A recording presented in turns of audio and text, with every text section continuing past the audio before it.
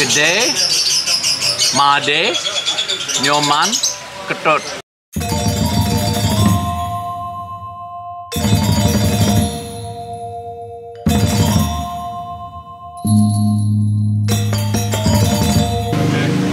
Sore hari ini saya bertemu dengan Kevin. Kevin dari mana asalnya, Kevin? Asal-usul dari Australia. Australia, barat, timur, tengah? Pesisir timur. Pesisir timur itu? Ya, di Queensland. Oh, Queensland. Ya. Berarti ada pantai di sana. Betul ya? sekali. Seperti di Kuta dong? Mirip. Cuma gak seramai. Oh, di Queensland nggak terlalu ramai? Lumayan, tetapi nggak bisa dibandingkan dengan Kuta. By the way, sudah berapa tahun di Indonesia? 30. Sudah lama ya? Nah, pernah pergi ke Kuta nggak? Sering Ngapain di sana? libur, lihat, kaji situasi, Mengkaji relax. situasi. Wih, Ya, sepertinya serius sekali. Main surfing nggak? Surfing? saya nggak mampu. Malah saya sering ke Bali, tapi jarang sekali ke air. Paling lihat pemandangannya cantik, ya sudah, barangkali jalan di pantai. Tapi masuk ke air bahkan agak jarang sekali. Lucu ya. Perginya kemana kalau ke Bali? Ke daerah pesisir, tapi juga ke Ubud, ke pedalaman dikit. Tapi biarpun saya di daerah pesisir, malas jalan ke dalam air. Cuma lebih suka lihat aja. Tidak suka berenang ya? Suka, cuma nggak tahu. Kalau saya sampai ke sana jarang sekali langsung masuk ke air. Tapi duduk di pinggir pantai? Bolehlah, atau Berjemur biasanya berjalan. Berjemur malas juga sih, cuma lewat paling jalan minum es kelapa gitu. Es kelapa muda? Iya betul, yang coconut ya. Terus ngomong-ngomong, sering ke Bali berarti sudah kenal dengan adat istiadat, seni budaya, dan kehidupan beragama di Bali? Sedikit, itu memang sangat canggih sistemnya, sangat lengkap begitu. Jadi saya nggak sombong dan merasa dirinya tahu semua, tapi paling sedikit kenal sedikit lah. Kalau melihat orang Bali, bagaimana perasaan Anda sebagai orang Australia, walaupun sudah lama nih tinggal di Indonesia gitu? Kalau saya lihat orang Bali, kalau kita lihat di depan, sangat-sangat ramah dan sangat welcome gitu. Jadi sangat bisa terima kan, manusia manapun, dari manapun, bentuk apapun, semua bisa diterima. Tapi yang sangat saya rasakan dari Pranata yang ada di Bali, kalau betul-betul mau bersatu, memang betul-betul harus terjun total. Jadi kalau maksudnya menyatu dengan orang Bali? Betul, dan aturan mainnya sangat ketat dan sangat sangat lengkap posisinya masing-masing satu sama lain. Sedangkan sebagai tamu luar diterima dengan sangat sopan, santun, ramah. Tapi buat orang yang betul-betul mau nyemplung ke dalam budayanya, memang aturan betul-betul berubah bagi saya. Jadi menjadi jauh lebih menyeluruh tata keramanya.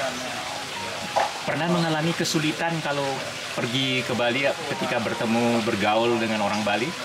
Paling sedikit kalau dari segi itu tidak pernah, karena saya tidak merasa diri dan lain-lain seperti orang Bali. Tetapi memang pada hari atau kedua kalau saya ke Bali biasanya ada kesan, apalagi kalau di wilayah turis, memang sedikit terasa seperti dompet berjalan kan. Tapi habis kita hari ketiga, orang sudah mulai kenal, jadi memang ramah banget seperti orang Indonesia yang lain. Begitu ya? Iya. Nah, yang unik dari Bali, apa ketika berkenalan dengan orang Bali? Mungkin yang agak berbeda dari kebiasaan, dari budaya-budaya yang lain adalah penamaan orang. Jadi dia punya sistem penamaan keempat kan, 4 nama. Beda dari kasta, tetapi umumnya anak pertama, kedua, ketiga, 4 punya salah satu dari 4 nama, dan bahkan yang bocor dan punya 5, 6, 7, 8, nah itu mulai lagi dari 1 kan. Bocor. Wah, jadi lucu ini, ada bocor ya. Berarti anaknya lebih dari 4 gitu ya? Betul, jadi mulai dari nol lagi kan, mulai dari 1 lagi. Tahu nggak urutan nama-nama mereka? Tergantung kaste, tapi yang saya mungkin paling kenal yang kaste biasa, Made, Nyoman, Ketut kan. Gede, Made, Nyoman, Ketut. Jadi ada 4 nama ya? Ada 4 nama. Nah, tapi kan ada juga orang bernama Wayan. Itu anak nomor berapa? 1 kan? Kalau Kadek? Itu 2. Kalau Komang? Komang itu permainan dari nomor Nyoman, jadi 3. Kalau Ketut ada nggak nama lainnya? Itu saya dulu pikir ya, tapi saya salah. Rupanya tidak ada yang biasa. Tapi saya pernah dengar Kadek, tapi barangkali saya keliru. Ya, kalau nggak salah Kadek nama lain dari Made. Ya, nomor 2 ya. Jadi kalau Kadek sebetulnya Ketut itu malah menjadi agak langka masa kini. Bagaimana? Menjadi nama yang mulai jadi agak langka dibandingkan dengan zaman dulu. Kenapa bisa begitu ya? Karena pada umumnya seperti lazimnya di wilayah-wilayah yang lain di Indonesia, jumlah anak yang lahir per keluarga itu mulai menciut. Jadi paling 2, mungkin 3. Jadi kalau sampai ke si Ketut, barangkali mungkin itu disebut anak swasta ya. Kalau keluarganya dari PNS kan dulu ada isinya hanya boleh 3 kan. Jadi kalau sampai kampanye anak swasta, saya dulu punya keluarga anggap dari Bugis, dari Makassar.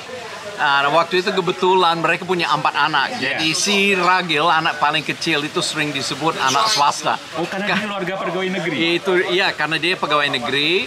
Jadi biasanya ada dukungan macam-macam sampai anak ketiga. Kalau masih punya tambahan dari situ, ya udah itu urusan lo, urus sendiri kan.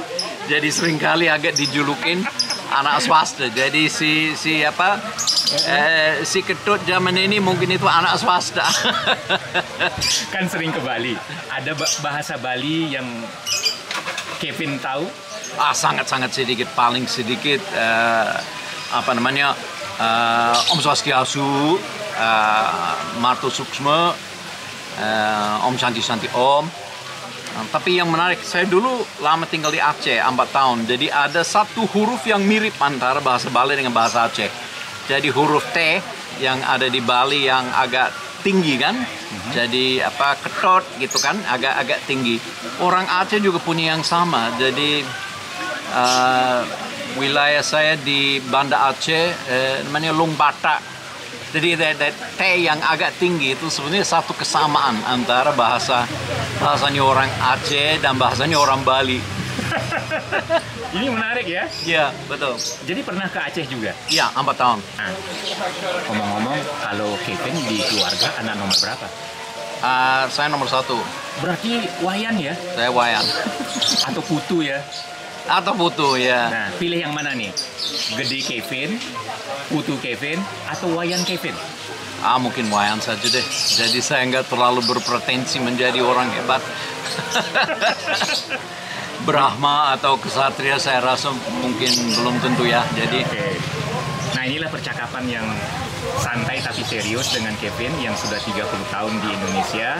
Dia sudah mengunjungi berbagai daerah di Indonesia. Terima kasih Wayan Kevin.